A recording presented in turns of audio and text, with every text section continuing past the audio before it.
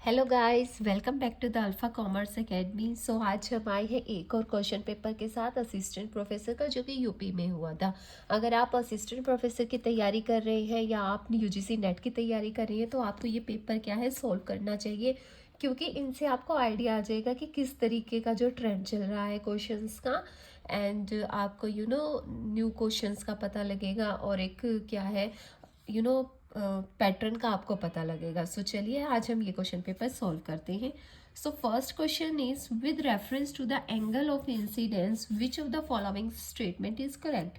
तो हमने बताना है कि एंगल ऑफ इंसिडेंस से दो स्टेटमेंट दी गई है कि वो कौन सी करेक्ट होगी।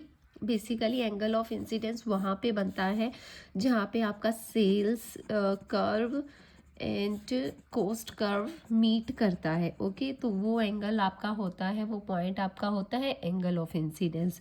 It shows the profit earning capacity of a business. It represent the angle between sales line and cost line. So ये आपका पॉइंट बिल्कुल सही है कि जहाँ पर आपका क्या है सेल्स वाली सेल्स लाइन और जो यहाँ पे टोटल कॉस्ट लाइन है जहाँ पे वो मीट करती हैं, बेसिकली वो हमारा एंगल ऑफ इंसिडेंस होता है। और जो इनके बीच का जो पोर्शन होता है, ओके, इसको हम बोलते हैं प्रॉफिट अर्निंग कैपेसिटी। ये हमें प्रॉफिट अर्निंग कैपेसिटी शो करता है बिजनेस की। सो इस हिसाब से जो हमारा फर्स्ट पॉइंट है वो भी सही है। तो answer option number C is the correct one, where both 1 and 2 options are correct. Next is if the current ratio of a company is 2.1। Current ratio हमें दे रखी है, that is 2:1। Which of the following transaction would improve the ratio. हमें बताना है कि इनमें से कौन सी ट्रांजेक्शन ऐसी होगी जिससे क्या है हमारी करंट रेशियो इम्प्रूव हो जाएगी। ठीक है, करंट रेशियो का हमें फॉर्मूला पता है, that is current assets bye में करंट लायबिलिटी। तो first one is issue of bonus share. अगर आप बोनस शेयर इशू करोगे तो हमारी करंट क्या है रेशियो पे कोई भी इफेक्ट नहीं पड़ेगा। इशू ऑफ वारंट्स, इससे भी कोई भी फर्क नहीं पड़ेगा आपकी करंट रेशियो पे। Purchase of goods, stock of goods for cash, no change, क्योंकि दोनों में इक्वल चेंज आ जाएगा। Payment of current liability, yes, अगर आप करंट लायबिलिटीज़ की पेमेंट कर देते हो तो इससे कुछ चेंज आएगा। हमें बताना है कि इम्प्रूव कौन से में होगी। सो देखो, अगर फॉर एग्जांपल आपके 2000 करंट एसेट्स थे एंड 1000 आपकी करंट लायबिलिटी थी। अब हम मान के चलते हैं कि आपने करंट लायबिलिटी मान लो 500 की आपने पे कर दी, तो दोनों में हम 500 लेस कर देंगे। सो यहाँ पर हमारा आ जाएगा 1500 एंड 500। So it's 3:1। पहले हमारी थी 2:1, अब हो गई 3:1। तो हमारी क्या है करंट रेशियो इम्प्रूव हुई है। So option D is the correct one, कि जब आप करंट लायबिलिटीज़ की पेमेंट कर दोगे तो आपकी करंट रेशियो क्या है इम्प्रूव हो जाएगी। Next is match list 1 with list 2 and select the current answer using the code below. हमने लिस्ट 1 को लिस्ट 2 से मैच करना है। फाइनेंशियल लिवरेज है, वो बेसिकली क्या है फर्म के रिस्क को डिनोट करता है, रिस्क को शो करता है। क्विक रेशियो है हमारी, दैट इज़ वो लिक्विडिटी को बताती है। ठीक है, स्टॉक टर्नओवर जो है हमारे, उनसे हमें बिजनेस की एफिशिएंसी का पता लगता है। And margin of safety is basically deal with the profitability of a firm. So 1 का 3 इन दोनों, सो ये दोनों ऑप्शन तो यहीं कट हो गए। 1 का 3 2 का 4 इधर भी है इधर भी है। 3 का 1, ओके, ये ऑप्शन में कुछ गड़बड़ है। So option A is the correct one. Okay, next is which of the following statement is correct in regards to exchange rate risk. यहाँ पर क्या है एक्सचेंज रेट रिस्क की बात हो रही है of a firm importing goods. Okay, ऐसी फर्म जो क्या है गुड्स इंपोर्ट कर रही है। तो हमें बताना है इनमें से कौन सी जो स्टेटमेंट है वो करेक्ट होगी। फॉर एग्जांपल इंडिया है, ओके, इंडिया की करेंसी है रुपीज़। अब इंडिया क्या कर रही है इंपोर्ट कर रही है, मान लो यूएसए से, यूएसए का है आपका साइन डॉलर। ठीक है, तो इंपोर्टिंग फर्म क्या हुई इंडिया, यूएसए से सामान इंडिया में मंगा रही है, तो ये प्रोसेस क्या कहलाता है आपका इंपोर्ट कहलाता है। अब जब इंडिया को पेमेंट करनी है, फॉर एग्जांपल $1 इक्वल टू ₹60 है फॉर एग्जांपल, ओके, मान के चलते हम। तो अब यहाँ पर क्या है इस सिचुएशन में जो फर्म को क्या है 60 रुपीज़ पे करने पड़ रहे हैं क्योंकि वो इंपोर्ट कर रही है, तो उसको जो पेमेंट है वो फॉरेन करेंसी में देनी पड़ेगी। अब फॉरेन करेंसी किसकी है? फॉरेन कंट्री की, जहाँ से हम इंपोर्ट कर रहे हैं, तो उनको डॉलर में पेमेंट करनी पड़ेगी। सो यहाँ पर जो है इंडिया को 60 रुपीज़ देना पड़ेगा। नाउ हमें बताना है इनमें से कौन सा ऑप्शन सही है। If home currency weakens the firm इनकर ए लॉस, कि अगर होम करेंसी वीक हो जाती है तो फर्म को क्या है? लॉस उठाना पड़ेगा। ये एक बात कर रहा है कि फॉर एग्जांपल अब क्या है, $1 बढ़ के हो गया मान लो 70, क्योंकि हमारी जो करेंसी है होम करेंसी वो वीक हो गई। जहाँ पर हमें $1 के बदले 60 रुपये देने पड़ रहे थे, अब हमें 70 देने पड़ रहे हैं। तो सिंपल सी बात है, यहाँ पे क्या है, फर्म को लॉस होगा क्योंकि फर्म को ज़्यादा पेमेंट करनी पड़ेगी। सो इस हिसाब से ऑप्शन 1 करेक्ट है। नेक्स्ट ऑप्शन देख लेते हैं। If home currency strengthen the firm इनकर ए लॉस, नो। अगर होम करेंसी स्ट्रेंथन होगी मीन्स अगर $1.50 के बराबर हो जाएगा तो उसको कम पे करना पड़ेगा, यहाँ पे उसके 10 रुपये बचेंगे ही। तो ये वाला ऑप्शन रॉन्ग है, A is correct. So option A is the right option.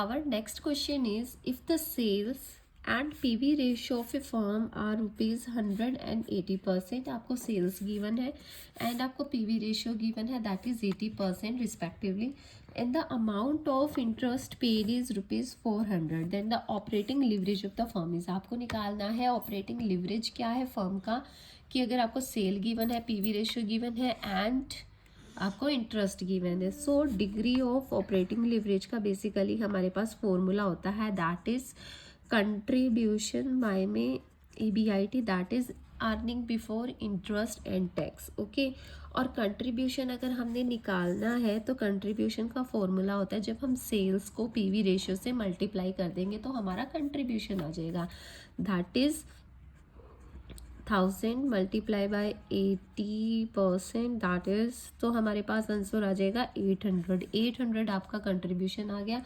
अब आपने earning before interest and tax निकालना है, तो कंट्रीब्यूशन में से हम क्या है फिक्स कॉस्ट को माइनस करते हैं, तब जाके हमारा EBIT आता है। बट क्वेश्चन में कहीं भी आपको इंटरेस्ट फिक्स कॉस्ट नहीं गिवन है, तो ये क्वेश्चन क्या है, चैलेंज हो सकता है। लेकिन अगर आप इंटरेस्ट पेड को ही फिक्स कॉस्ट मान के चलते हो तो कंट्रीब्यूशन दैट इज़ 800 माइनस करते हैं यहाँ 400, अगर इसको हम फिक्स कॉस्ट मान के चले तो आपका आ जाएगा दैट इज़ 400। ओके, तो अगर आप जब क्वेश्चन सोल्व करोगे तो कंट्रीब्यूशन आपका निकला हमारा 800 एंड 400, सो 200 बेसिकली 2 हमारे पास क्या है आपकी ऑपरेटिंग लिवरेज आ जाएगा। ओके, सो इस according option C is the correct one. Next is which of the following issue is the costliest source of finance, आपको बताना है इनमें से कौन सा महंगा पड़ेगा सोर्स हमें फाइनेंस का। तो issue of debenture at par, 10 का डिबेंचर आपने 10 में ही इशू कर दिया। Issue of debenture at discount, 10 का डिबेंचर था आपने 8 रुपीज़ के डिस्काउंट पे दे दिए, यहाँ पे 2 का लॉस आपने लिया। Issue of debenture at premium, यहाँ तो आपको क्या है प्रॉफिट ही हो रहा है कि 10 रुपये का डिबेंचर था आपने 12 रुपये में इशू किया है, तो 2 रुपये का आपको प्रॉफिट ही है। Issue of debenture at discount कि 10 का था आपने 2 पे इशू किया, एंड रिडीम एट प्रीमियम कि 10 रुपये का डिबेंचर था आपने रिडीम कर रहे हो उसको 12 पे। यहाँ पे आप 10 रुपये का लॉस है और यहाँ पे रिडीम में भी आप क्यों क्या है ज़्यादा दे रहे हो, तो मतलब 2, तो ये बेसिकली क्या है कि आप सस्ते पे इशू कर रहे हो बट रिडीम क्या उसको महंगे पे कर रहे हो, तो आपका ऑप्शन डी ही बनेगा, सबसे ज़्यादा महंगा आपको ये वाला ऑप्शन पड़ेगा। If the cost of equity share and the cost of डेप्ट इज 20% एंड 12%, ये आपकी डेप्ट of means cost of equity share है एंड ये आपकी कॉस्ट ऑफ डेप्ट है, एंड द डेप्ट equity ratio is 0.6, then what would be the weighted average cost of capital, आपको निकालनी है weighted average cost of capital. Okay, so अगर हम देखें कि हमारे पास KE गिवन है 80%, KD गिवन है 12%, सो डेप्ट अपॉन में इक्विटी हमको गिवन है 0.6 मीन्स 0.6.1 की यहाँ पर डिवेंचर्स कितने हैं आपके 0.6 है एंड इक्विटी क्या है 1 है।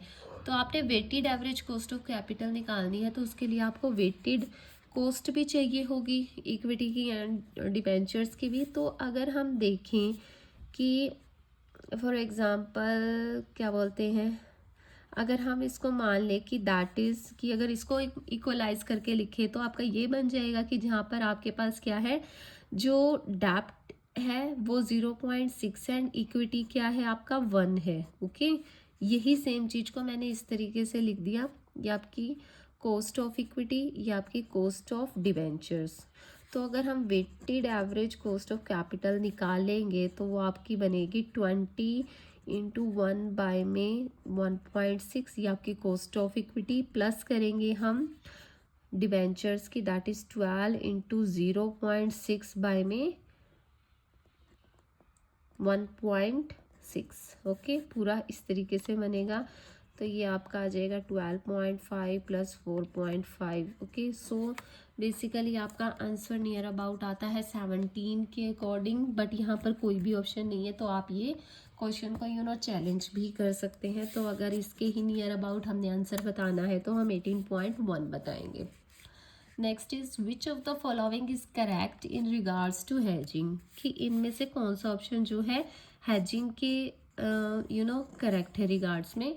तो हैजिंग बेसिकली क्या होता है, ये आपका एक टूल होता है स्टॉक मार्केट में, कि आप क्या है अपने रिस्क को कम करना चाहते हो। तो हमारे पास इनके लिए कुछ ऑप्शंस आते हैं बेसिकली डेरिवेटिव्स, कि डेरिवेटिव्स को आप यूज़ करके जो आपका रिस्क है उसको आप कम कर सकते हो। So it minimise the risk through option भी हो सकता है डेरिवेटिव में, फ्यूचर भी हो सकता है, ये दोनों ही आते हैं। So option C is the correct one, कि दोनों तरीके से ही क्या है आप अपने रिस्क को कम कर सकते हो।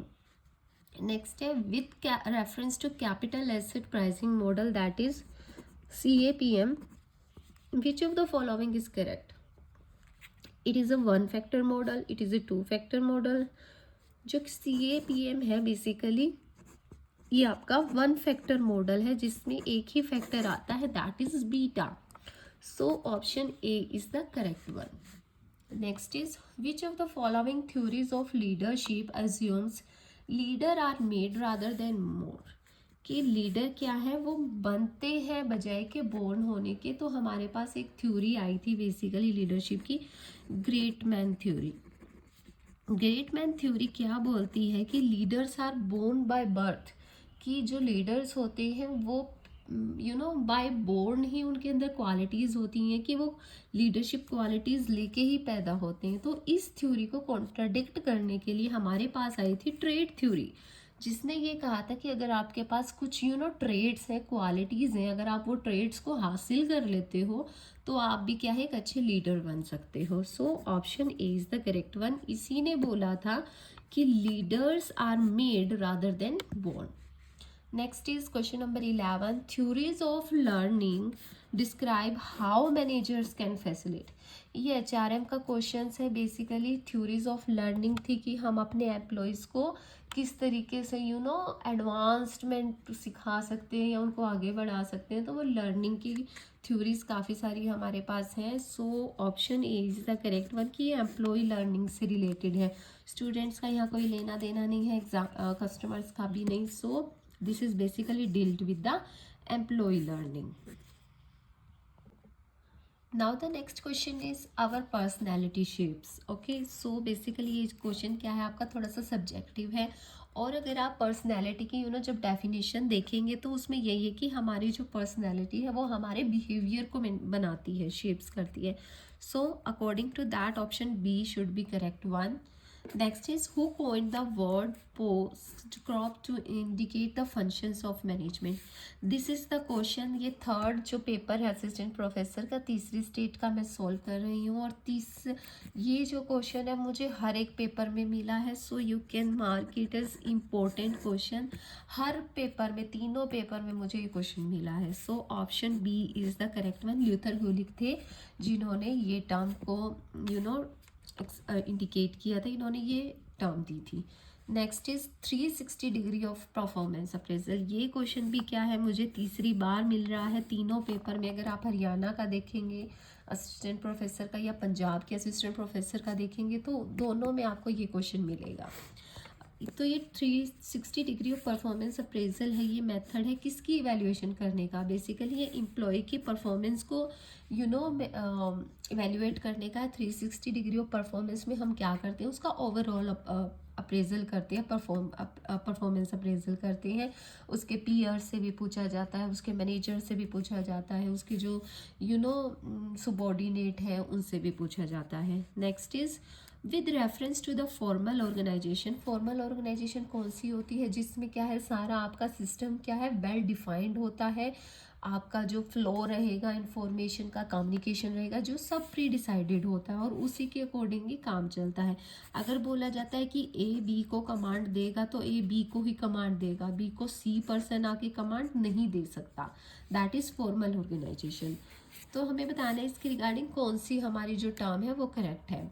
Authority is defined by the profile and managerial position. क्या जो आपकी अथॉरिटी रहेगी, जो आपकी ड्यूटी रिस्पॉन्सिबिलिटी मीन्स जो आपकी अथॉरिटी है बेसिकली, वो आपकी प्रोफाइल और मैनेजरियल आपकी पोजीशन के अकॉर्डिंग डिफाइन होगी। बिल्कुल सही बात है।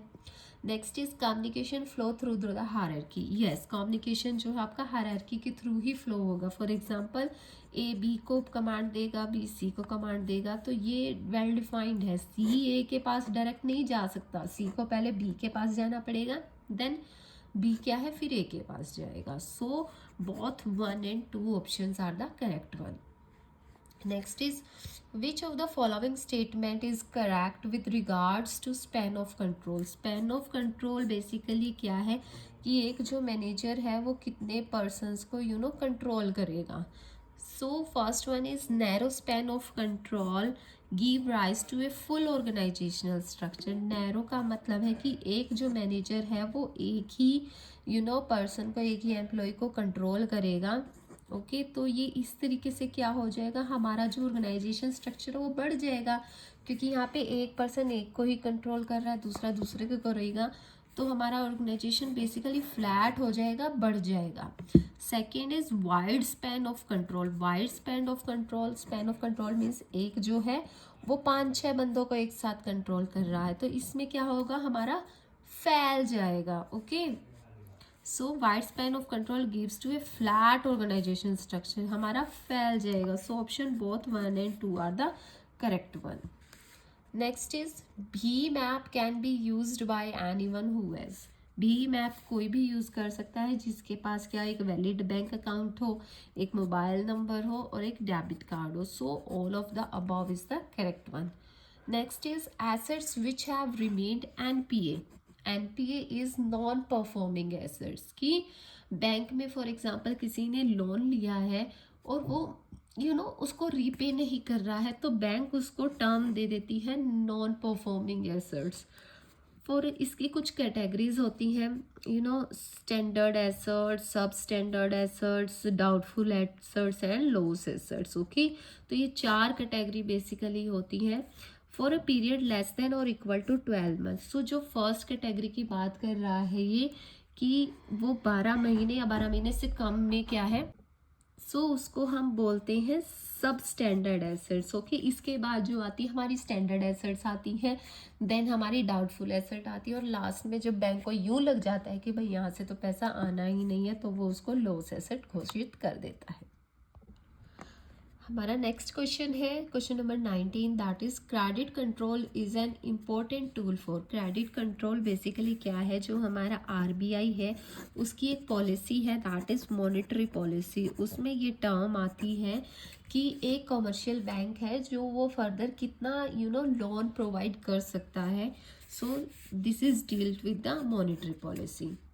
Question number 20 is with reference to financial inclusion. Financial inclusion क्या होता है, बेसिकली दूर दराज के एरियाज में आप फाइनेंशियल सर्विसेज को प्रोवाइड कर रहे हो, कि जिन पर्सनस की रीच में नहीं है फाइनेंशियल सर्विसेज, आप उन पर्सनस को भी क्या है फाइनेंशियल सर्विसेज प्रोवाइड कर रहे हो। सो इसके रिगार्डिंग कौन सी स्टेटमेंट जो है करेक्ट है, it focus on providing financial solutions to the economically under privilege classes, बिल्कुल सही है। It is a method of offering banking services to individual. Yes, कि नॉट ओनली बैंकिंग ही, आप जो फर्दर और सर्विसेज भी हैं जो बैंकिंग से related, that is like insurance या और कुछ, वो सारी सर्विसेज भी आप उन लोगों तक पहुंचा रहे हो। सो अकॉर्डिंग टू मी दोनों ही ऑप्शन सही हैं। So option C is the correct one. Next is which of the following is a short term debt obligation of a national government, means short term debt obligations है और किसकी, national government की, that is issued to be matured in 2 से 12 महीने तक जो maturity dates जिनकी हो सकती है। तो ये है ट्रेजरी बिल, जिनको आप क्या है 91 या 364 डेज के लिए आप इशू करते हो। बेसिकली 91 एक होता है 182 डेज के लिए एंड 364 डेज के लिए। सो ऑप्शन डी ही जो हमारा है वो सही है। एंड अगेन ये क्वेश्चन जो है ट्रेजरी बिल से रिलेटेड क्वेश्चन जो है ये भी तीसरी बार आ रहा है, तीनों पेपर्स में मैंने ये क्वेश्चन को देखा है। Next is with reference to mutual funds, अब म्यूचुअल फंड्स की बात हो रही है। Which of the following statement is correct. So हमारे पास 2 तरीके के म्यूचुअल फंड होते हैं, open ended and closed ended. Open ended में बेसिकली क्या होता है, आप कभी भी एंट्री करिए कभी भी एग्जिट करिए। So open ended funds are always open for investment, yes. Open ended funds are always open to redemption, yes. Open ended funds are always open to investment and redemption, बिल्कुल सही बात कि आप कभी भी इन्वेस्ट करो कभी भी उनको रिडीम करो। So option C is the correct one. Next question is techniques of capital budgeting are applied to evaluate. अब कैपिटल बजटिंग की है, हमारे पास 2 होती है बेसिकली, एक वर्किंग कैपिटल मैनेजमेंट होती है जिसमें हम short terms basically current assets की बात करते हैं, ओके, जो शॉर्ट टर्म्स के लिए रिलेटेड होती है। कैपिटल बजटिंग होती है जिसमें हम लॉन्ग टर्म की बात करते हैं और इसमें हम फिक्स्ड एसेट्स की बात करते हैं। So investment in financial assets, no. Investment in fixed assets, so option B is the correct one. Next is with reference to the digital payment system. अब क्या है, डिजिटल पेमेंट सिस्टम है means online banking basically. Which of the following statement is correct? The payer and the payee both use electronic medium to exchange money. Yes, option A ही क्या है correct one है कि दोनों ही क्या है digitally है, इलेक्ट्रॉनिक या मोबाइल बैंकिंग वो यूज़ कर रहे हैं। ठीक है, नेक्स्ट ऑप्शंस भी देख लेते हैं हम। It can take place in the premises of the bank, नहीं बैंक में आपको जाने की जरूरत नहीं होती है, तभी वो डिजिटल होता है कि आप अपने घर बैठ के क्या है उसकी पेमेंट आप किसी भी कहीं भी कोई भी पेमेंट आप कर सकते हो। It require a chequebook, chequebook की इसमें कोई भी जरूरत नहीं होती क्योंकि जो आपकी ट्रांजेक्शन्स हैं वो आपकी ऑनलाइन आ जाती हैं। It need credit cards, no, ये ज़रूरी नहीं है, डेबिट कार्ड्स भी आपका हो सकता है। So option A is the correct one. Next question is with reference to shelf prospectus which of the following statement is correct. Basically यहाँ पे शेल्फ प्रोस्पेक्टस की बात हो रही है कि कंपनी इशू करती है जिनको क्या है मल्टीपल बॉन्ड इशू करने होते हैं, और क्या होता है कि उन्होंने जो नॉन कन्वर्टेबल बेसिकली बॉन्ड्स होते हैं वो इशू करने होते हैं। इस केस में इनको एडवांटेज ये हो जाती है कि इनको बार बार क्या है वो प्रोस्पेक्टस इशू नहीं करना पड़ता, वो अपने एमओए में इसको इशू करके मेंशन करके वो एक ही बारे में काम चला लेते हैं। सो इसकी हम अगर स्टेटमेंट देखते हैं, it is issued by a company making multiple issue of bonds for raising fund, ये बिल्कुल सही है। It can be filed only by company issuing non convertible bonds, debts, basically दोनों ही जो है स्टेटमेंट इसकी करेक्ट है। So option C is the correct one. Next is how many type of taxes can be charge in the invoice under GST. GST की बात हो रही है, हाँ हमने बताना है कि कितने तरीके के जो है टैक्स चार्ज हो सकते हैं। सो अगर आप बात करेंगे, अगर आप कोई भी सामान परचेज कर रहे हो अदर स्टेट से तो उस पर आपको दिखेगा IGST, ओके। अगर आप सेम स्टेट से कोई भी सामान परचेज करते हैं तो उस पर आपको मिलेगा, तो वहाँ पे आपको मिलेगा दैट इज CGST या फिर SGST, ओके। लेकिन अगर आप अगर यूनियन टेरिटरी में है तो यूनियन टेरिटरी में आपको UTGST भी मिल सकता है। तो देखो हमारे पास कितने तरीके के हो गए, 4 तरीके की होगी, हमने टाइप्स बताने हैं। सो मेरे अकॉर्डिंग तो ऑप्शन सी जो है that is correct one.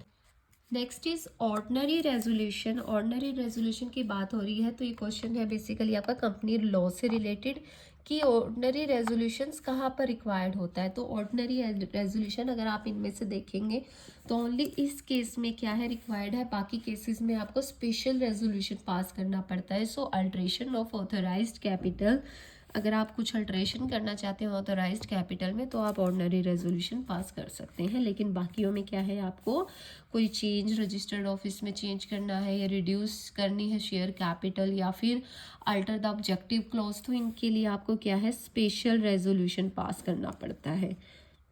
Next is a foreign company. Foreign company की बात है, can constitute A CSR committee with the minimum of, कि अगर कोई फॉरेन कंपनी है वो CSR कमेटी फॉर्म करना चाहती है तो उसमें मिनिमम उसको कितने डायरेक्टर्स की नीड होगी। So option C is the correct one, उसको कम से कम 2 डायरेक्टर तो चाहिए।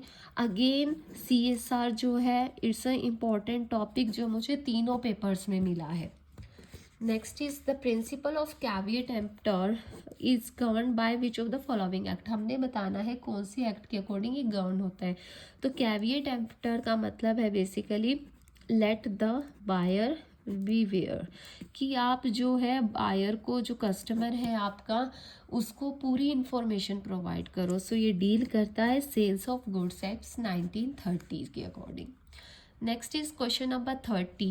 With reference to intellectual property rights, that is IPRs, which of the following statement is correct? It is a legal right that protects creation and invention. बिल्कुल सही बात है। IPR basically क्या है, अगर आपने कोई नई इन्वेंशन की है, कोई बुक लिखी है, कोई सॉन्ग कंपोज किया, कोई पोएम कंपोज की है, एनीथिंग आपने अपने मीन्स कोई आपने रेसिपी कोई फॉर्मूला आपने ओरिजिनेट किया, तो ये एक लीगल राइट है, आपको ये अधिकार दिला देता है कि इस पे क्या है आपका लीगल राइट है, अगर कोई और इसको कॉपी नहीं कर सकता, ये आपका राइट रहेगा।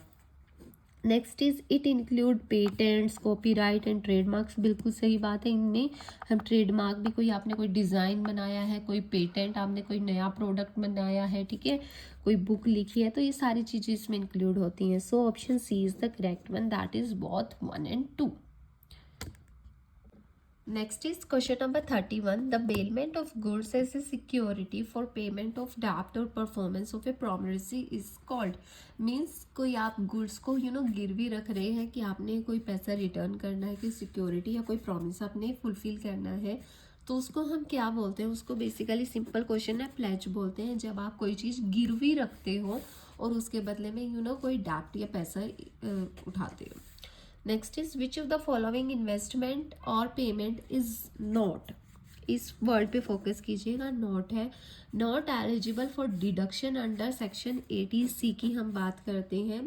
अगर हमें 80C की डिडक्शंस लेनी है तो इनमें से कौन सी जो है वो नॉट एलिजिबल है। तो इसमें क्या होता है, आप खुद का अगर लाइफ इंश्योरेंस है आपका, आपके स्पाउस का है, आपके बच्चों का है, वो सारी चीज़ें कवर होती है, लेकिन आपके ब्रदर का, सिस्टर का, ये सब है तो वो इसमें इंक्लूड नहीं होता। So option D is the correct one, ये एलिजिबल नहीं होंगे। Next is question number 33. Interest on excess refund. Excess refund की बात हो रही है, is not payable if the amount of refund is, तो अगर हम इनकम टैक्स देखेंगे तो वहाँ पर हमें सिर्फ 10% दिया गया है कि टैक्सेबल इनकम का 10% जो है वो नहीं होगा पेबल, ठीक है, बट ऐसी अमाउंट एज सच कोई मेंशन नहीं है। So this question should be challengeable. Next is, अगर आपको कोई इसका आंसर पता है तो you can comment on your our comment box. Next is question number 34. Ram is a super senior citizen है एंड साथ में वो NRI है। The income tax exemption limit for Ram is, okay, हमारे इनकम टैक्स में क्या थी, हमने कुछ हम पढ़ते हैं कि सीनियर सिटीजन्स को क्या है मतलब लिमिट मिलती है कि वो एग्जम्पशन लिमिट होती है उनकी बेसिकली, लेकिन अगर वो NRI है तो वो क्या, वो जो लिमिट है, वो एग्जम्पशन लिमिट है, वो उस पर एप्लीकेबल नहीं होंगी। So answer D is the correct one, उसकी वो टैक्स रिजाइन वहीं से शुरू होगी जैसे नॉर्मल रेजिडेंट्स की शुरू होती है। Next is which of the following statement is correct in regard to health and education cess. Health, ये सेल्स नहीं है, ये सेस है, ठीक है, इनकम टैक्स का क्वेश्चन है। Amount of income tax shall be increased by health and education cess. तो बेसिकली हम क्या करते हैं, जब हेल्थ एंड एजुकेशन सेस निकालते हैं तो जो हमारी टैक्सेबल इनकम होती है उस पे पहले हम क्या है सरचार्ज को ऐड करते हैं, देन उस पे हेल्थ एंड एजुकेशन सेस आपका लगता है जो कि है 4%। Okay, so amount of income tax and surcharge will be increased by health and, तो दोनों ही चीज़ आएंगे सरचार्ज वाली भी, तो मेरे अकॉर्डिंग ऑप्शन बी करेक्ट है आपका, that is option 2 only. Next is under alternative tax regime UTR basically which of the following statement is correct. आपने बताना है अल्टरनेटिव टैक्स रिजाइम के अकॉर्डिंग कौन सी जो स्टेटमेंट है आपकी सही है। तो individual SSC can opt for the alternate tax regime under section 115 BAC सही है। ये सारी चीज़ें जो है वो इसी सेक्शन में डील आउट होती हैं। Total income is computed without availing of block incentives. इसमें बेसिकली क्या होता है कि कुछ इंसेंटिव्स होते हैं जिनका फ़ायदा आप नहीं उठा सकते हो, उनकी आप जो एग्जम्पशंस नहीं ले सकते हो। तो दोनों ही स्टेटमेंट क्या है सही है, option C is the correct one, both 1 and 2। Next question is which of the following is correct in regards to interest on excess refund. तो आपको एक्सेस इंटरेस्ट कितना अवेल होता है, so that is 0 per month आपको मिलता है, so option B is the correct one. In regards to tax planning which of the following is correct, कि आप टैक्स की प्लानिंग कर रहे हो, टैक्स प्लान कर रहे हो, तो इसका हमारा बेसिकली एक ही मकसद होता है कि जो हमारी जो टैक्स लाइबिलिटी है आप उसको कम से कम करना चाहते हो। तो टैक्स अवॉइडेंस, टैक्स इवेजन ये तो नहीं होंगे, these are the different prospect. इनमें तो क्या होता है बेसिकली आप लीगल तरीके से टैक्स की चोरी करते हैं, so option C is the correct one. Which of the following statement is correct in regards to economic policy. Economic policy की अगर बात हो रही है तो दो बेसिकली आती हैं, first one is physical policy and second is monetary policy. Physical policy जो होती है that is ruled and govern by the government officials, and monetary policies basically RBI की होती है। RBI जो सेंट्रल बैंक है हमारा, वो ये पॉलिसी अडॉप्ट करता है। इसमें कुछ कंट्रोल मेथड्स होते हैं बैंक, कमर्शियल बैंक से रिलेटेड। सो आगे देखते हैं, physical policies enacted by the national government, बिल्कुल सही बात है। Monetary policy enacted by the central bank, बिल्कुल सही। सो दोनों ही स्टेटमेंट हमारी करेक्ट है, so option C is the correct one. Next is which of the following statement is not correct in regards to foreign portfolio investment. Basically FPI की बात हो रही है कि इनमें से कौन सी जो स्टेटमेंट है वो करेक्ट नहीं है। इट इन्वॉल्व स्टॉक्स, यस आप स्टॉक्स में इन्वेस्ट करते हैं, बेसिकली फॉरेन स्टॉक्स में इन्वेस्ट करते हैं। इट इन्वॉल्व ADRs आपके इन्वॉल्व होते हैं, GDRs भी होते हैं। It involve STR are basically special drawing rights, okay, special drawing rights जो कि इंक्लूड होते हैं। IMF का ये पार्ट है, इंटरनेशनल मॉनेटरी फंड का, जहाँ पे कंट्रीज़ को क्या है एक राइट मिलता है कि वो इमरजेंसी के केस में इतना कुछ उससे निकाल सकते हैं। तो ये एक इंडिविजुअल के लेवल का नहीं है, ये कंट्री लेवल की बात हो रही है, तो ये इंक्लूड नहीं होगा FPI में, सो option D is the correct one. Next is question number 41। हमने इन दोनों को मैच करना है, तो मैकडोनल्ड बेसिकली लिंक करता है कि इसकी फ्रेंचाइजी आप ले लेते हो। VI इज बेसिकली क्या है वोडाफोन इंडिया। इन दोनों का क्या है, पहले ये दोनों अलग अलग थे, Vodafone is a different company and idea is different company. अब इनका क्या हो गया, मर्जर हो गया बेसिकली, ओके। मास्टर्स कार्ड क्या है, आपके अलायंस है। Nestle is related to licensing, so code A is the correct one. Next question is which of the following statement is correct in regards to tariff barriers. Basically international business का ये question है। हमारे पास दो तरीके के tax होते हैं, tariff and non tariff barriers हमारे लगते हैं कब, जब हम इंपोर्ट या एक्सपोर्ट करते हैं, तो उस पे क्या है आपके हम कुछ टैक्सेस लगाते हैं जिसको tariff and non tariff barriers बोलते हैं। टैरिफ बैरियर्स जो होते हैं वो प्राइस पे लगता है, और जो नॉन टैरिफ बैरियर है जिनको हम इनडायरेक्ट टैक्स भी बोलते हैं बेसिकली, वो क्या है क्वांटिटी पे लग जाते हैं आपके, उसमें क्वांटिटी को कम करते हैं। So it affect the price of imported goods basically, yes. So tariff की बात हो रही है तो वो प्राइस को इफेक्ट करेगा ही करेगा. It effect the quantity of imported goods. No, quantity से इसका कोई लेना देना नहीं है, क्वांटिटी को नहीं स्टॉप करते हैं.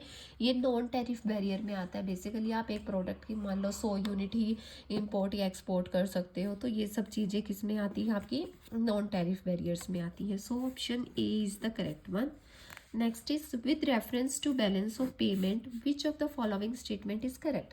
अब बैलेंस ऑफ पेमेंट की बात हो रही है तो इसमें हमारे पास दो अकाउंट आते हैं. बेसिकली एक होता है हमारा करंट अकाउंट और एक होता है हमारा कैपिटल अकाउंट. करंट अकाउंट में आपके एक्सपोर्ट है गुड्स और सर्विसेज के और ट्रांसफ़र पेमेंट, ये तीनों चीज़ें इसमें आ जाती है. कैपिटल अकाउंट में बेसिकली आपकी जो FDI है या मीन्स कैपिटल फ्लो हो रही है, आपकी इंटरनेशनल कैपिटल फ्लो हो रही है, वो आपकी कैपिटल अकाउंट में आएगी. तो ऑप्शंस देखते हैं हम, स्टेटमेंट देखते हैं. Current account monitors the flow of. Current account जो है आपके flow of funds from goods and services करता है. Yes. Capital account monitor the flow of international capital transaction. So दोनों ही स्टेटमेंट सही है, तो आपका option C is the correct one. Next is which of the following statements is correct in regards to ad valorem tariff. Ad valorem tariff basically ऐसे tariff है जो आपकी वैल्यू पे लगता है, आपकी गुड्स की वैल्यू पे लगते हैं. तो उसके रिगार्डिंग कौन सा आपका सही है. Fixed fees levied on imported goods. No, fixed fees नहीं होती है. आपकी जितनी आप वैल्यू इम्पोर्ट एक्सपोर्ट कर रहे हो गुड्स की, जितनी आपकी वैल्यू निकलती है उस पर लिवाई होता है. So it is levied based on the items value. Option B इसका सही है. So option B is the correct one, only 2. Next is which of the following is a prominent international organization that promotes trade liberalization and what major reduction in trade barriers. So कि trade को free flow कौन सी organisation है वो ज़्यादा कर रही है. सो WTO is the correct one, जो कि डील करता है कि जो आपका एक्सपोर्ट इम्पोर्ट है वो विदाउट डिस्ट्रक्शन हो, विदाउट एनी डिस्टर्बेंस हो. Next is which of the following statement is correct in regards to kaizen costing. Kaizen costing में बेसिकली क्या होता है, हम जो है कॉस्ट रिडक्शन की बात करते हैं और इसमें जो हमारा सिस्टम है हम कंटिन्यूस इम्प्रूवमेंट की बात करते हैं, लेकिन जिसमें कोई भी नेगेटिव इफेक्ट नहीं होना चाहिए आपका क्वालिटी, स्टाफ या सिक्योरिटी में. तो दोनों ही जो स्टेटमेंट है आपकी बिल्कुल सही है. So option C is the correct one. Again I am saying ये केजन वाला कॉस्टिंग वाला जो क्वेश्चन है ये भी थर्ड टाइम मैं रीड कर रही हूँ. तीनों पेपर्स में मैंने ये क्वेश्चंस को देखा है. Next question is if the average stock of a firm is 40,000. आपको एवरेज स्टॉक दिया गया है 40,000 and it's opening stock is 5,000 less than the closing stock. तो आपने वैल्यू निकालनी है ओपनिंग स्टॉक की. तो आपको एवरेज स्टॉक गिवन है. Average stock basically opening stock plus closing stock by में 2. Okay, so that is 40,000. तो यहाँ पे आपकी वैल्यू बन गई opening stock plus closing stock is equal to 80,000. एक स्टेटमेंट आपकी ये बन गई. Next is opening stock is 5,000 less than the closing stock. तो यहाँ से आपकी स्टेटमेंट बन जाती है basically closing stock minus opening stock equal to 5,000. अब आपकी ये दो स्टेटमेंट बन गया और दोनों को अगर हम सॉल्व करते हैं, दोनों को ऐड करते हैं तो हमारे पास आंसर आता है 2 क्लोजिंग स्टॉक आपके आ जाएंगे 85,000 के और यहाँ पे क्लोजिंग स्टॉक की आपकी वैल्यू आ जाएगी 42,500 और ये है. और इस वैल्यू को हम इसमें पुट करेंगे तो आपके पास ओपनिंग स्टॉक की वैल्यू आ जाएगी 37,500. So option D is the correct one. Next is which of the following statement is correct in regards to life cycle costing. में आपकी कौन सी मीन्स स्टेटमेंट जो है ठीक है. तो बेसिकली हम लाइफ साइकिल कॉस्टिंग की करते हैं ताकि हमें पता लग जाए कि वो जो है प्रोडक्ट बेसिकली कितना हमारे लिए प्रॉफिटेबल होगा, हम वो इवेल्युएट करते हैं. Okay, it analyse the process of evaluating product profitability. बिल्कुल सही बात है. It helps planners to control cost more effectively. ये स्टेटमेंट भी करेक्ट है कि प्लानर्स को क्या है, उनकी जो कॉस्ट को इफेक्टिवली कंट्रोल वो कर सकते हैं. So option both are correct. So option C is the correct one, both 1 and 2. Next is with reference to margin of safety. Margin of safety की बात हो रही है. Which of the following will improve it, कि कौन सी जो statement है वो उसको इम्प्रूव करेगी। सो मार्जिन ऑफ सेफ्टी का जो फॉर्मूला है basically average sale minus actual sale minus break even sale. Okay, अगर इन दोनों में कुछ चेंजमेंट होता है तो उससे हम मार्जिन ऑफ सेफ्टी को बढ़ा सकते हैं by lowering BEP through a reduction of fixed cost. ये कह रहा है कि अगर आपका बीईपी कम हो रहा है, ऑब्वियसली बात है, अगर बीईपी कम हो रहा है तो आपका एमओएस जो है मार्जिन ऑफ सेफ्टी है वो बढ़ जाएगा।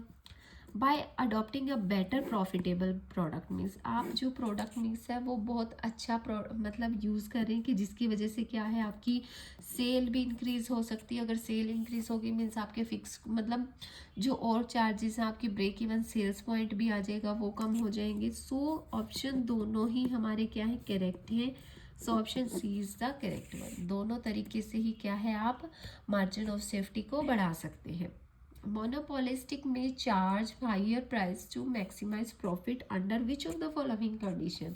इसने पूछा कि एक मोनोपोलिस्ट है जो वो प्रोडक्ट का हाई प्राइस चार्ज करे, किस कंडीशन में। ऑब्वियसली कि जहाँ पर लोगों के पास क्या है, सब्सटीट्यूट गुड्स कम हो। अगर आपने मान लो आज 10 है 15 है, उनके पास ऑप्शन ही नहीं है, उनको परचेज करना ही पड़ेगा। या फिर क्या है कि जो आपका जो प्रोडक्ट है बेसिकली नेसेसरी या नेसेसिटी वाला प्रोडक्ट है, जैसे कोई मेडिसिन होगी कि वो बाय करना ही करना पड़ेगा, तो उसका प्राइस जो है उसकी डिमांड पे ज़्यादा इफेक्ट नहीं करेगा। So when elasticity of demand is less elastic, तो इस केस में क्या है, अगर वो प्राइस ज़्यादा भी चार्ज करेगा तो भी जो प्रोडक्ट है उसकी जो डिमांड है वो कम नहीं होगी। नेक्स्ट इज क्योंकि लोगों के पास और ऑप्शन ही नहीं होगा, उनको वो बाय करना ही करना पड़ेगा। Which of the following is not an object of penetrating pricing. Penetration pricing basically method क्या होता है कि जहाँ पर जो मार्केटर है वो अपने प्रोडक्ट का प्राइस इनिशियल स्टेज पे बिल्कुल लो रखता है। कई बार क्या होता है वो कॉस्ट से भी लो रखता है, मीन्स उसका प्रॉफिट मार्जिन जो बिल्कुल ज़ीरो भी हो सकता है, तो इनिशियल प्राइस पे बिल्कुल लो रखेगा प्राइस को। तो इनमें से कौन सा उसका ऑब्जेक्टिव नहीं हो सकता।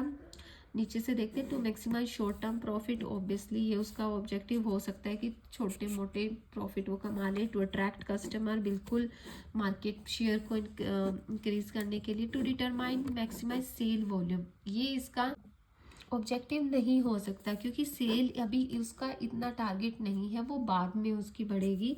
सो this one is the correct one. Next question is which of the following statement is correct in regards to pricing, कि कौन सी स्टेटमेंट जो है करेक्ट है। Price skimming relies on up high front price to maximise short term profit. Price skimming क्या होता है, basically जब आप अपने प्रोडक्ट का जो है इनिशियल लेवल पे हाई प्राइस रखते हो, ओके, ताकि आप शॉर्ट टर्म प्रॉफिट्स को एंजॉय कर सको। सो ये सही है बिल्कुल। Penetration price relies on low front price to attract customer. हमने अभी लास्ट क्वेश्चन में भी पढ़ा कि पेनिट्रेशन प्राइसिंग पॉलिसी क्या होती है, जब आप अपने प्रोडक्ट का स्टार्टिंग में लो प्राइस रखते हो। सो दोनों ही स्टेटमेंट जो है सही है। So option C is the correct one. Next is which of the following is correct in regards to imperfect competition. Imperfect competition के रिगार्ड्स में कौन सी जो है कंडीशंस जो है वो गलत है, मीन्स सॉरी सही है। A R curve is horizontal straight line parallel to नहीं होगा, ये परफेक्ट में होता है। M R curve is equal to यार ये भी नहीं होता। M R curve is higher than ये भी नहीं। ये तीनों कंडीशंस जो है परफेक्ट कॉम्पिटिशन्स में होती है, इनपरफेक्ट में ये आएगी। M R curve depend upon the elasticity of the A R curve. Okay, next is which of the following curve shows the firm's lowest cost per unit at each level of output. तो वो कौन सा curve show करता है, basically वो आपका long run average cost curve show करता है। So option A is the correct one. Direct question है, आप इजिली अटेम्प्ट कर सकते हो।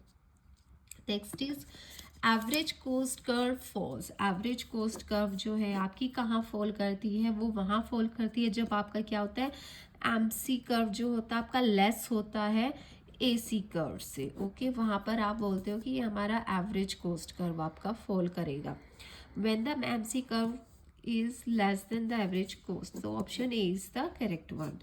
Next is the behaviour of the average total cost curve is jointly determined by, means कौन से में दोनों चीज़ें इंक्लूड होंगी। एवरेज टोटल कॉस्ट में आपकी एवरेज फिक्स्ड कॉस्ट भी आएगी एंड आपकी एवरेज वेरिएबल कॉस्ट भी आएगी। सो option A is the correct one. Next is स्पीयरमैन्स rank correlations explores the relationship between. जो स्पीयरमैन्स थे उन्होंने रैंक कोरिलेशन का जो मेथड दिया था, फॉर्मूला दिया था, वो किस डेटा पे बेस्ड था? बेसिकली वो 2 ऑर्डिनल डेटाज के बेस पे उन्होंने स्टडी किया था कि कौन से को कौन सी रैंकिंग देनी है।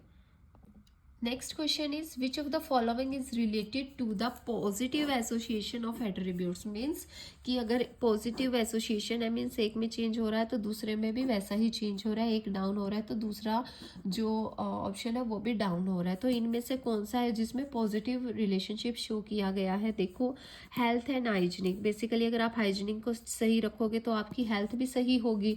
ऑनेस्टी एंड बोल्डनेस, इसका कुछ भी इंटरलिंकेज नहीं बन रहा है। हेल्थ एंड ऑनेस्टी इसका भी नहीं बन रहा है। वैक्सीनेशन एंड ऑक्यूरेंस डिजीज, इसका नेगेटिव बन रहा है कि आप वैक्सीनेशन लोगे तो आपकी जो डिसीजेस हैं वो होंगी ही नहीं। Next is which of the following is a non parametric test. Direct question है, नॉन पैरामेट्रिक टेस्ट कौन से होते हैं जहाँ पर आपको क्या है, पॉपुलेशंस के पैरामीटर्स का नहीं पता होता। तो F test, test, T test, ये क्या है आपके पैरामीट्रिक टेस्ट है। जो काई स्क्वायर टेस्ट है ये आपका क्या है, नॉन पैरामेट्रिक टेस्ट है। Next is the fourth moment of a Poisson distribution. Direct question है, पूछा गया कि पॉइजन डिस्ट्रीब्यूशन का फोर्थ मोमेंट कौन सा होता है?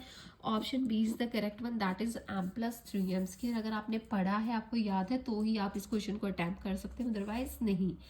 Next is non parametric test are valid when the sample size is. हमने अभी पढ़ा जहाँ पे हमें पैरामीटर्स का, पॉपुलेशन के पैरामीटर्स का ज़्यादा नहीं पता होता, और ये टेस्ट वहाँ वैलिड होते हैं जब आपका सैंपल साइज क्या होता है, लेस होता है, ओके, मिस स्मॉल होता है। So option B is the correct one. Next is goodness of fit of a distribution is tested by. Direct question है, मीन्स कि कहाँ पर हम चेक करते हैं, ये काई स्क्वायर टेस्ट में होता है जहाँ पर हम गुडनेस ऑफ फिट टेस्ट करते हैं किसी भी डिस्ट्रीब्यूशन की। Next is which of the following is A restricted non probability based sampling method की, जहाँ पे क्या है, रिस्ट्रिक्टेड है कि आप नॉन प्रोबेबिलिटी को करोगे। तो जो ये है तीनों मेथड जो है रिस्ट्रिक्टेड है, आप कोई भी मेथड मीन्स वो उठा लेते हैं। बट कोटा सैम्पलिंग में क्या होता है कि हर ग्रुपिंग की आप कोटा कर देते हो कि इस ग्रुप में से हमने मान लो 4th नंबर ही उठाना है, इस ग्रुप में से हमने 10th नंबर ही उठाना है। तो यहाँ पर क्या है, प्रोबेबिलिटी खत्म हो जाती है। So option B is the correct one. Next is CRM. CRM basically customer relation management is a combination of business strategy that have to build long lasting relationship. इसमें basically क्या होता है, कंपनी ये देखती है कि हमारे जो कस्टमर्स के साथ जो रिलेशनशिप है वो लॉन्ग टर्म्स के रहे और अच्छे रहे। सो ऑप्शंस देखो, between companies and directors no, between managers and customer no, between employees and customer no, between companies and customer is the correct one. Next is which of the following is the object of market positioning। कि market position, आप अपने product को market में position करना चाहते हो, means आप अपने इमेज भी इसमें इंक्लूड होगा, आपके प्रोडक्ट की आइडेंटिटी भी इसमें इंक्लूड होगी, आप एक अपने प्रोडक्ट की इमेज सामने लेके आना चाहते हो। सो ऑप्शन देखोगे तो ऑप्शन डी में है, जो आपने सारे ही दे दिए कि टू एस्टेब्लिश द इमेज और identity of the brand and the product, okay. So option D is the correct one. Next is question number 66, which of the following mode is not a example of direct marketing. की direct marketing का इनमें से कौन सा example नहीं है? कायोस marketing है, ये आपका डायरेक्ट है, कैटलॉग्स भी डायरेक्ट है, टेली मार्केटिंग भी आपका डायरेक्ट मार्केटिंग है, बट सोशल मीडिया मार्केटिंग क्या है, ये इनडायरेक्ट है। So option B is the correct one. Next is which of the following is not a form of promotion. कि प्रमोशन का जो फॉर्म नहीं है, प्रमोशन बेसिकली क्या होता है, शॉर्ट टर्म जो आपकी एक्टिविटीज़ होती हैं वो होती हैं सारी, जो पब्लिसिटी हो गया, फ्री सैंपल हो गया, डोनेशन, ये सारे शॉर्ट टर्म्स के हैं। ये सारे क्या है, प्रमोशन का पार्ट है जिनमें आप सेल्स को प्रमोट करते हो। But advertisement is a long term benefit product. So option B is the correct one. Next is marketing as the creation and delivery of a standard of living to society. तो हमें बताना है कि ये definition किसने दी थी। Direct question है, ये डेफिनेशन हमें दी थी पॉल मजूर ने। Next is question number 69, which of the following is not a part of the social marketing mix. Social marketing mix का इनमें से कौन सा पार्ट नहीं है? प्रोडक्ट, प्राइस, प्लेस, ठीक है, ये सारे इसके पार्ट है। People is not the part of social marketing mix. Next is consumer contest is a part of. Consumer contest भी बेसिकली क्या है, एक शॉर्ट टर्म टूल है जिसमें आप क्या है, शॉर्ट टर्म एक टाइम के लिए आप अपनी सेल्स को प्रमोट करना चाहते हो। सो ये क्या है, हमारे सेल प्रमोशंस का मेथड है। So this is what the question paper of UPHGSC is. Basically आप अगर देखेंगे, एनालाइज करेंगे तो इसमें मोस्टली वही क्वेश्चन थे, वही रिलेटेड काफ़ी सारे क्वेश्चंस थे जो पंजाब स्टेट में भी आए एंड हरियाणा स्टेट में भी आए। किसी भी क्वेश्चंस का अगर आपको ये लगता है कि इसका कोई और आंसर हो सकता है तो आप हमें कमेंट बॉक्स में आके आप हमें कमेंट करके बता सकते हैं। That's all. हम और वीडियो आपके लिए लेके आएंगे। Thanks for the learning and happy sharing.